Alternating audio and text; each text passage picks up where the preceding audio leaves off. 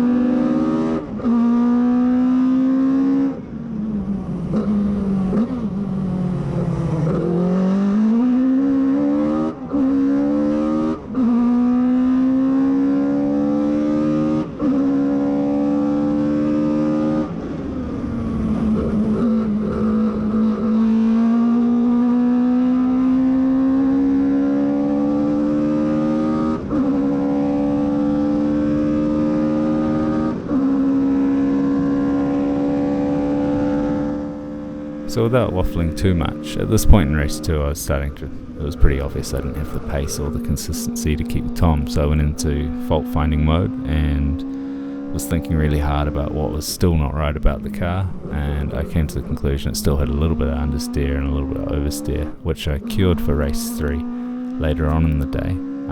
But in doing sort of my engineering side and not thinking about the driving, Josh, who was in 3rd place at the time, managed to catch me, and we had a really good battle on the last lap to the finish line, where I surprised myself with how much pace I've managed to engineer into this Swift. As you'll see around the sweeper, it manages to get past him on the line, but I'll play this bit now.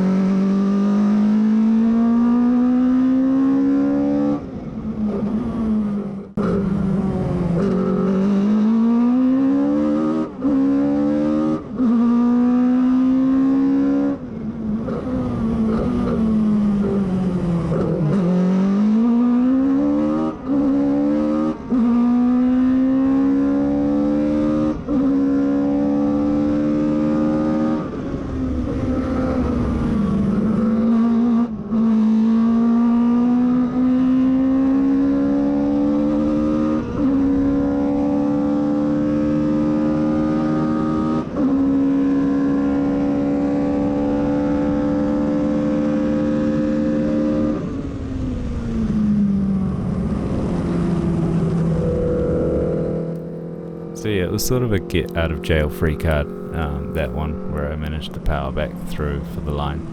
But it was really just bad driving on my part to let him catch me in the first place. But next up is race 3, where I started on 3rd place. Whoever was meant to start next to me ended up turning up to the grid late, so they started off the back, so there was a gap to my left. But yeah, I'll kick off the race 3 start.